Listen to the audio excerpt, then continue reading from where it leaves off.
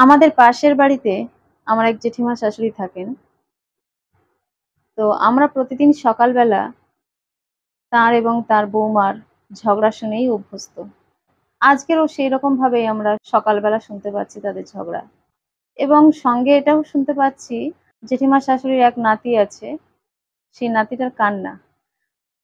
তখন আমরা বুঝতে পারলাম, আচ্ছা, তার মানে মা হয়তো বাচ্চাকে মেরেছে, তার জন্য ঝগড়া শুরু হয়ে গেছে শাশুড়ি বৌমার। এবং ঝগড়া থেমে যাওয়ার পর বেশ কিছুক্ষণ পর সেই জেঠিমা আমাদের বাড়িতে এলেন। তখন আমি রান্নাঘরে রয়েছি। এসেই আমার শাশুড়ি মায়ের কাছে গেলেন।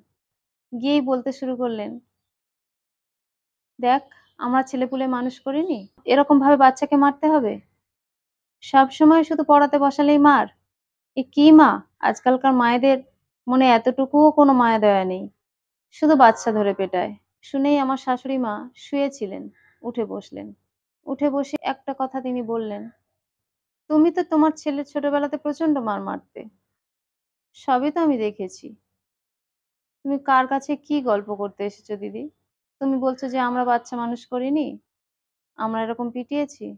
তুমি কার কাছে কি বলছো দিদি? আমি তো জলজ্যান্ত প্রমাণ। তুমি ছোটবেলায় প্রচন্ড মারতে তোমার ছেলেকে।" আমি রান্নাঘরে ছিলাম। রান্নাঘরে দাঁড়িয়ে দাঁড়িয়ে খুব হেসে নিলাম খানিকটা। তিনি তো এই কথা শুনে আরো রেগে গেলেন। "তুই কি বলছিস? আমি এত মার মারতাম? ওরা প্রচন্ড মার মারে। একটুও দয়া মায়া নেই। কি মা এরা?"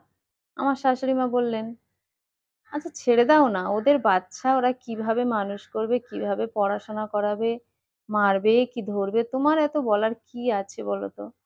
তুমি একটু তোমার মতো থাকো না। তুমি বলো, তোমার ছেলের ছোটবেলাতে তুমি যখন পেটাতে তখন তোমার শাশুড়িও বলতো একই কথা, যে আমরা বাচ্চা মানুষ করিনি, এরকম ভাবে পেটাতে হবে? সবই তো আমার মনে আছে দিদি।" তখন জেঠিমা চুপ করে গেলেন। তারপর আমি রান্নাঘর থেকে বেরিয়ে এলাম। খুব হাসি পাচ্ছিল। তবু নিজেকে একটু সামলে নিয়ে এদিকে এলাম। আসতেই জেঠিমা আমাকে বললেন, "বলো তো বৌমা, প্রতিদিন এই একই জিনিস, বাচ্চাকে পড়াতে বসলেই পেটানো, এসব কি মানা যায়?" আমি বললাম, "জেঠিমা, বাচ্চার মা সে, তাকে বাচ্চাকে পেটাতে গেলে তার মনেও কষ্ট হয়। কারণ সে তো জন্ম দিয়েছে, তাই না? সুতরাং বাচ্চা মানুষ করতে গেলে বকাঝকা করতে হবে, শাসন করতে হবে, যা কিছু করার প্রয়োজন সেটা করতে হবে। আবার ভালোবাসতে হবে, আবার কাছে টানতে হবে। তাই বলে তোমরা যদি সবসময় এরকম করো, তাহলে বাচ্চাটা কি শিখবে?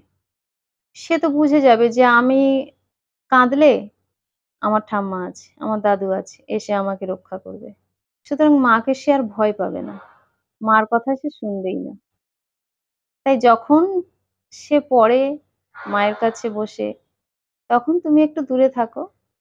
তুমি একটু তোমার কাজ করো নিজের মনে। এইদিকে কান দিও না। মা কখনো খারাপের জন্যে মারে না। খারাপের জন্যে শাসন করে না মা। তুমি নিজেও তো ছেলে মানুষ করেছো। তুমি কি কখনো তোমার বাচ্চার খারাপের জন্যে কখনো শাসন করেছো? তুমি ভালোর জন্যে কিছু করেছো, তাই না?" জেঠিমা আমার কথা শুনে কিছুক্ষণ চুপ করে রইলেন। তারপর আমার শাশুড়ি মা বললেন, "দেখো দিদি, সবসময় যদি আমরা তাদের পিছনে পড়ে থাকি, তাহলে সংসারে কখনো শান্তি থাকে না। সে তার বাচ্চাকে এমনি এমনি ইচ্ছে হলো, আমার ভালো লাগছে তাই মারবো, এই জন্যই বাচ্চাকে তারা মারে না। তাদেরও কষ্ট হয়, জন্মটা তারাই দিয়েছে, তাই না? আমরা তো ঠাম্মা। যে মা-বাবা জন্ম দিয়েছে, কষ্টটা কি তাদের হয় না?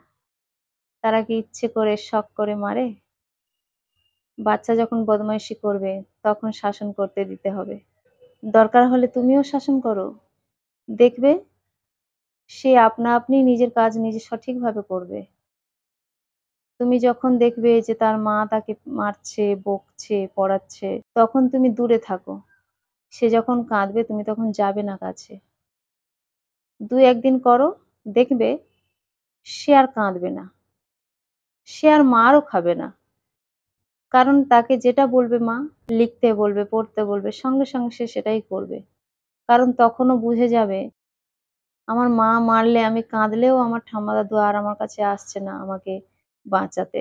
তাহলে আমি যদি এখনো কাঁদি, আমার ঠাম্মা দাদু আর আসবে না। সুতরাং আমার মার কাছে পড়তেই হবে।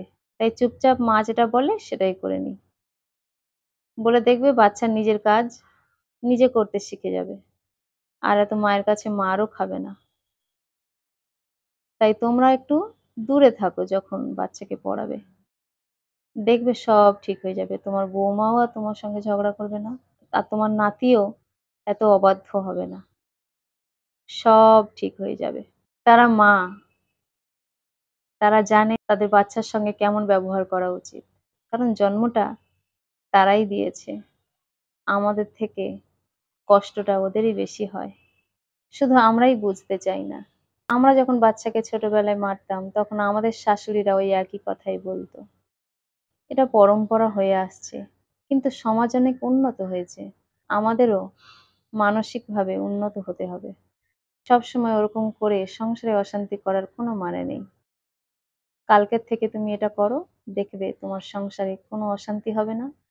আর তোমার নাতি অনেক ভালো হয়ে যাবে। সব কাজ নিজের থেকেই করে নেবে।